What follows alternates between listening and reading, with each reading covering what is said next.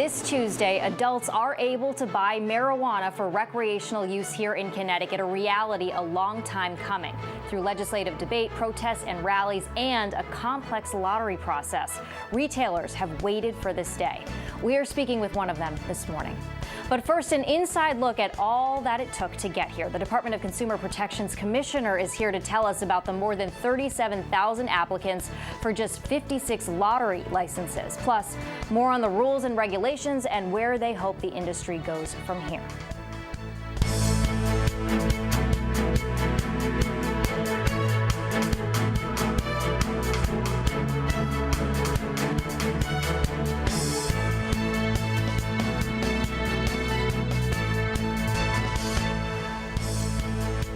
Good morning, and thanks for joining us on The Real Story. I'm Jen Bernstein. We have a really special episode ahead, but first, we do want to take a moment to recognize and remember Representative Quentin Williams, who died tragically in a car accident on Wednesday. Just sworn in for his third term the morning before the crash, he represented Middletown since 2019, but really dedicated his whole life to service for others. He was the first African American to represent Middletown in the Connecticut General Assembly. He's remembered as a passionate advocate for education, youth programs, and employment opportunities. Representative Williams was Middletown's treasurer before taking office and served on the Commerce and Finance committees at the state capitol. Local businesses say that he was their greatest supporter. He also worked extensively in fair, accessible housing, serving as the chair of the Housing Committee. Most of all, everyone at the Capitol remembers his smile. Lawmakers, staff, and constituents all saying that he was optimistic, genuine, and had one of the very best laughs. Our heartfelt condolences go out to his family today.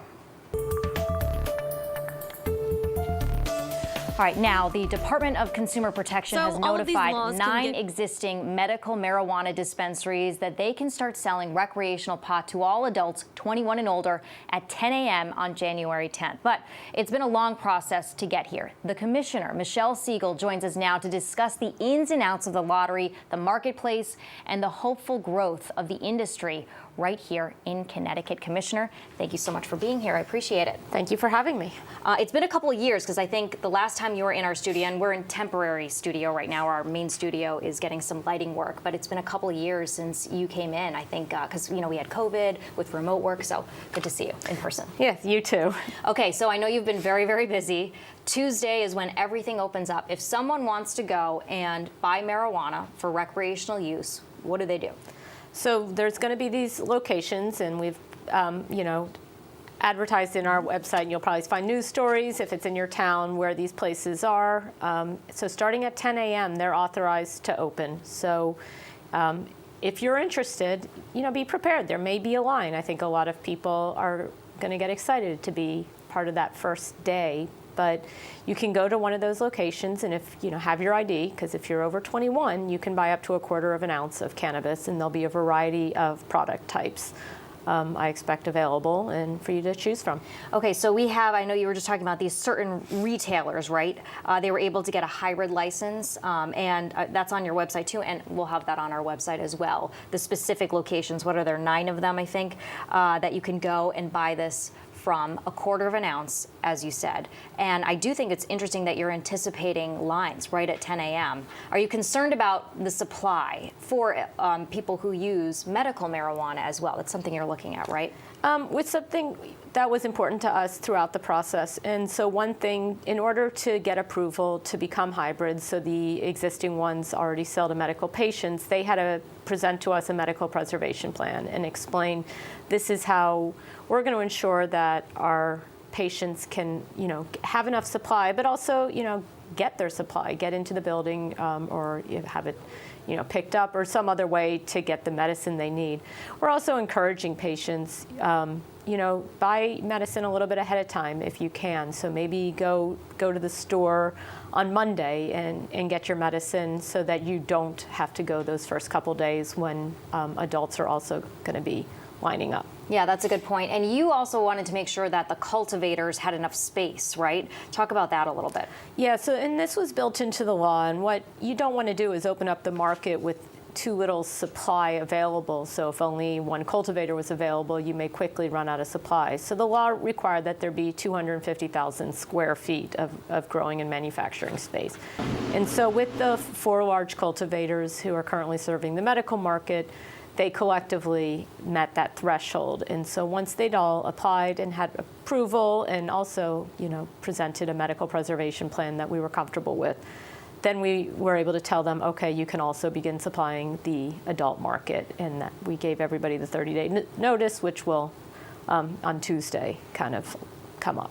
And to just kind of break down the industry here in Connecticut for those who might not know, you have, did you say there's 4 cultivators in the state that now can do both, right? They can Currently, grow yes. for medical marijuana purposes as well as recreational purposes. And then you have these retailers. And the retailer piece there is a little bit different, right? Because you've already had dispensaries set up for medical marijuana, but now some of those places are able to as well sell directly to consumers who don't have a medical marijuana license. Right. So they need to think about how. Right. So they need to think about how they're going to set up their space to accommodate both medical patients as in addition to adult users. And each business is going to go about it in a different way, but it was just important to us that they had a plan in place that we felt comfortable they could implement that would respect the fact that there are still patients in this market who shouldn't be shut out. Sure. And so, as you go to these places, they're going to go about it different ways, but that was an important part of it. Let's talk about the process of getting the licenses out there, because it was very complex, and I know we were just talking about it a little bit before. There was this whole social equity piece that was in the law to get those licenses, to make sure people who were hurt, communities that were hurt by the federal drug laws of the past, were given kind of a leg up here to give them, the benefit of owning some of these businesses. So can you talk to me about the process to our viewers of what the lottery looked at like and the social equity piece of it? Yeah, so the social equity piece encompassed a lot. It did have sort of licensing and business ownership as part of it, but another big important piece of it was generating money that could be then used for investment into communities or to help support some of the new businesses that may be opening their social equity applicants. So there's a number of different ways for people to get into this market. So there was the medical businesses could convert. There was a fairly significant licensing fee tied to that for that conversion, which could then be used by the Social Equity Council for different purposes to sort of support the social equity goals. In addition, there were a couple of pathways to get a license into the market if you were going to be new to the business. So one is the lottery that we talked about, and 50% of the lottery slots were for social equity applicants. So everybody who applied, there would be a lottery for the social equity applicants. We would choose from there. Once we had all of those, we would run a second lottery that would be for people who weren't necessarily social equity applicants, although they could also be added into that lottery. And we'd get the next 50% for what we wanted to get the full amount. In addition, there was opportunity for cultivators. There was a limited outside the lottery process to enter, to be a social equity cultivator who would set up their business in a disproportionately impacted area. So that was another pathway to licensure. And then finally, there was an opportunity for social equity applicants to partner with existing businesses, form a joint venture, and that would be another way to possibly get into this market. Now, the high licensing fee that you were talking about, we had looked it up, and I know I was just talking about this with you, but it's $3 million, which is very, very, very high. So that $3 million, that fee goes into that pot of money, right, that will be given out to communities impacted. Is that correct? Yeah, there's a number of things in the law on how the Social Equity Council can use that. And so that high fee was only associated with these cultivator licenses. Okay, so not a social equity applicant. The cultivators, you are going to be a social equity applicant, and a social equity applicant doesn't have to be 100% owned by social equity. So sometimes it is somebody who's a social equity applicant, but there is a minority shareholder who may also support that. So there's different ways for business formation and how you kind of raise that capital. But right, this was outside the lottery. So if you were raising that capital and you were a social equity applicant, that would be a way to enter the cultivation market. Okay, and right now, you have these retailers who are up and running, but the social equity applicants aren't up and running quite yet, right? This is just initially, that process is still happening? Yeah, so right now we have, between the equity joint ventures, the cultivators, and the lottery applicants, we have probably close to 100 or more different businesses, and they're not all retailers or cultivators. There are opportunities. You could be a food manufacturer. Maybe you're going to make edibles, or another type of manufacturer. You could be a transporter. So there's different business types that are out there, and there's a number of businesses in the pipeline working through that process. I know, obviously, in any kind of process, there's people who are going to look at it and say, this is fair, this isn't fair. And from some of the stuff that we were reading, it seemed that some of the social equity applicants might be some thought at a disadvantage because of the fact that they aren't getting the first dibs. And there were some people that said out-of-state applicants, the ones that had already owned certain areas, had more preference in some ways because they were getting to start earlier and were able to also afford those licensing fees.